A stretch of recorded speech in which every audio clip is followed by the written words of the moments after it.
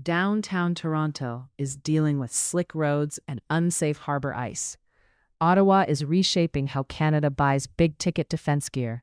And in women's hockey, a late deflection in a gold medal game just wrote a career finale. Later in the brief, we'll come back to what that defense shift could mean for Ontario shipbuilding and why it matters even if you never work in the industry.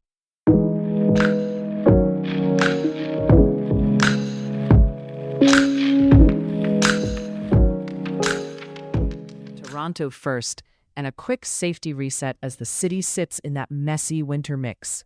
Roads are icy in spots. One live driving report even caught a car sliding into a curb in real time.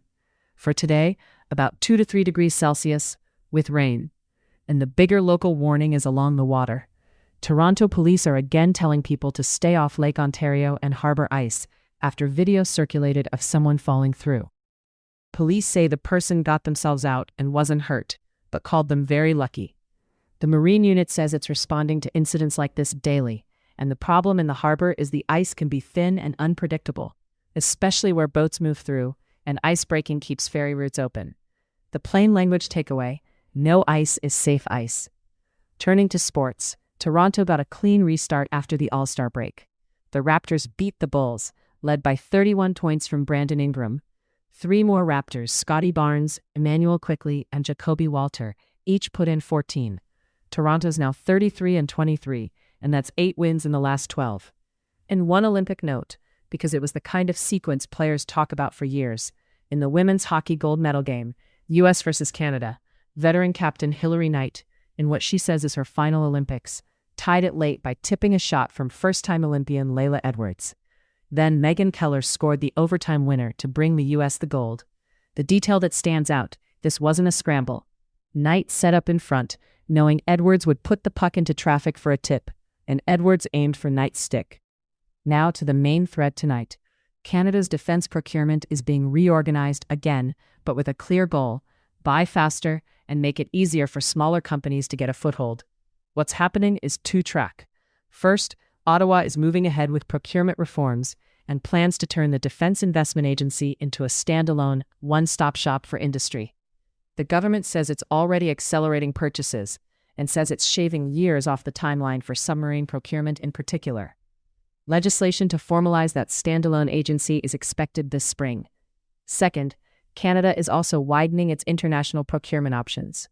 Canada has now officially joined the European Union's SAFE program, Security Action for Europe, which is designed to support joint defense purchases with access to low-interest loans.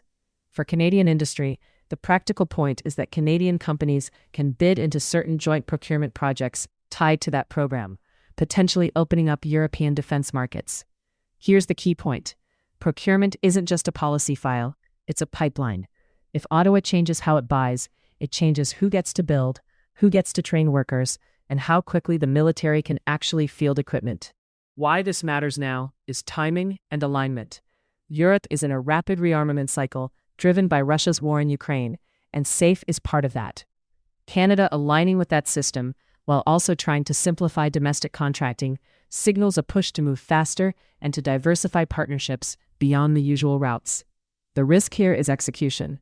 New agencies can reduce friction or add it, depending on how they're staffed and how their mandates overlap with existing departments. Conservatives are already framing this as bureaucracy building rather than bureaucracy cutting, arguing the focus should be on removing layers, not adding another one. And why this matters locally, especially in Ontario, is that procurement decisions land as industrial work.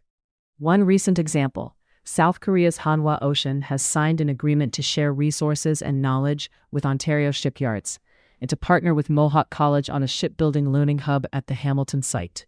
The company described it as worth tens of millions of dollars without a detailed breakdown, and its CEO framed it as a 10-year upgrade path for Canada's marine sector. That's the type of partnership that becomes more valuable if contracting is clearer, faster, and predictable. One quick national politics note as a supporting signal: an Alberta Conservative MP, Matt Genereux, has crossed the floor to join Prime Minister Mark Carney's Liberals, citing what he called a national unity crisis. It's the third Conservative defection in recent months. It doesn't hand the Liberals a majority, but it does change the temperature in the House. especially around regional representation, and it adds pressure on both parties to show stability. In the final minute, here's what to watch next. On the Toronto side, the immediate timeline is the next thaw and freeze cycle. If you're near the waterfront, keep an eye on police advisories. Harbor ice conditions can change quickly, and rescues can be a matter of minutes. On the main thread, defense buying, watch for two things this spring: the legislation that makes the Defense Investment Agency stand alone, and any concrete milestones Ottawa offers on submarines beyond years shaved off. The important test won't be announcements, it'll be whether contracts actually move faster, and whether smaller Canadian firms can realistically compete. That's your Daily News Bite for Friday, February 20th. Stay steady out there.